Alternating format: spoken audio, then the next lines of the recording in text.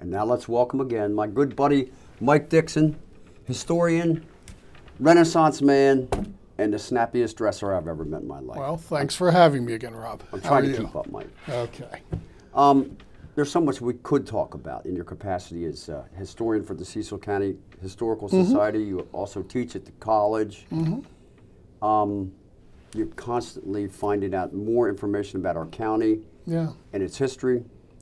Can we talk a little bit about the canals in Cecil County tonight? Sure. You know, Rob, that's the point you're making right there is so much history in this county. And whatever catches your attention, you're going to find, as you get out and around this county, you're going to find something that is just absolutely fascinating. So you mentioned the canals. Well, there was a time these canals were like really important for transportation. We didn't have railroads yet. We didn't have Route 40, divided highways and stuff like that. So in the 1820s, they will start building the C&D Canal. And on July 4th, 1829, this significant improvement will connect the waters of the Delaware and the Chesapeake. And it was July 4th, 1829 when they do it. And it's the C&D Canal. It's still with us today. So that's when the connection was established. That was when the connection was established. And the real advantage, I mean, if you go walk Chesapeake City these days, or walk the trail over to Delaware City, you'll see ocean-going vessels going by. You'll see tugboats from Philadelphia, Baltimore, on down the bay. And boy, you'll see a lot of recreational boaters going by. Yeah. But that waterway, 1829, what are we coming up in 200 years old? Still very important, both economically and commercially to Maryland's economy, and just as important to recreational boaters. So it's got a long history. And it's really great to go. I like to bicycle up and down the canal. You do see so much, and boats or ships from everywhere. So you do bike the path? Huh? Yes. Yeah, yes. It's fascinating to walk. Senator Cardin was up about 3 weeks ago, Senator Cardin Trail. And he took a group along the way. It was National Trail Day, and the bikers and stuff. And as we're out there, here comes a cargo vessel across the Atlantic Ocean. I don't know where it came from, but it literally, by going through the canal, coming around Cape May and going into the canal, it saves almost 300 miles, Rob, by going around Cape Charles. So it's very significant. That's a lot of time and a lot of diesel.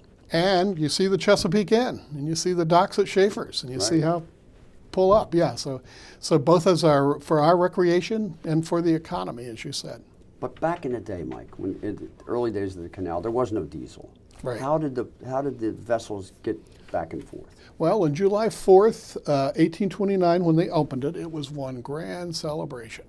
You see the governors of Maryland and Delaware and the senators and militia companies were all there.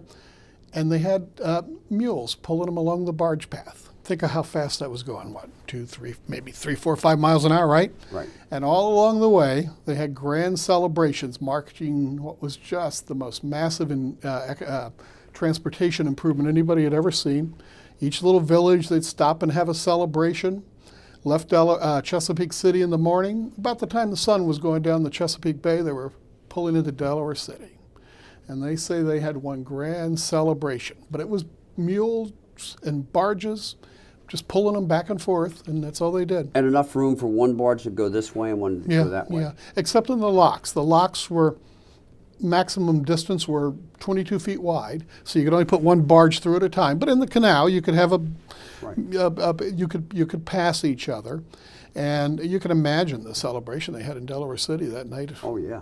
But the spirits really flowed there that night, too. Yes, I'm sure they did. And they still do flow down there in Delaware City and Chesapeake City. And Chesapeake City. It's a wonderful town. Both of the wonderful towns. So boaters, be careful as you're boating. There are treacherous waters, too, on the canal, aren't they? Is that why you need to be careful? Well, we're talking about the spirits. But, I mean, you look over there, and I've been in the canal in a canoe. Mm-hmm. Wow. And you start here, and you want to go there, but you end up maybe somewhere else. Mm-hmm. It's crazy. Yeah. And you know, most canals, their history, their time has passed. So this one's still with us and important, and we all enjoy it and know it. So anytime you're down that way, take a walk on the trails. When you're going over the bridge, look left or right, but not if you're driving. Keep your hands on the wheel. But if you're the passenger, and you'll often see vessels come from far across the Atlantic Ocean, or a tugboat, and lots of little sailboats, especially this time of year, or other boats. Right. Now, there's one other canal that I've seen remnants of. It's along Route 222, coming out of Port Deposit, headed north towards the Conowingo Dam. Do you know what that canal is? Sure. So, just like they wanted to connect the waters of the Chesapeake and the Delaware, they wanted to make the Susquehanna navigable for canal traffic, to bring down the natural resources of Pennsylvania. You think of how far that Susquehanna River goes. And it was actually older than the C&D Canal.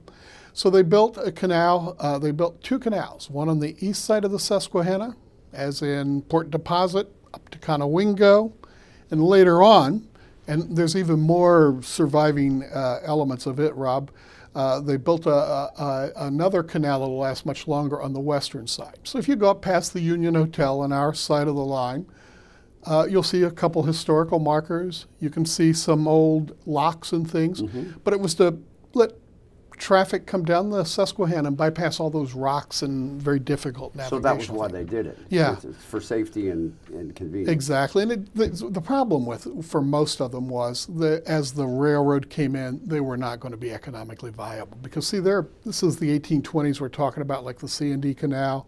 The railroad gets here in 1831. Now it's early, so it's got to grow. But you think the 1830s, 40s, and 50s, and the railroad will eventually kill it off. And the railroads had a great impact as well. Railroads had a great impact. Well, maybe, I'm thinking, maybe you could come back and tell us a little bit about that one. Well, invite me back and we'll talk about that next time. That sounds great. Thanks for having me, Rob. Thanks very much.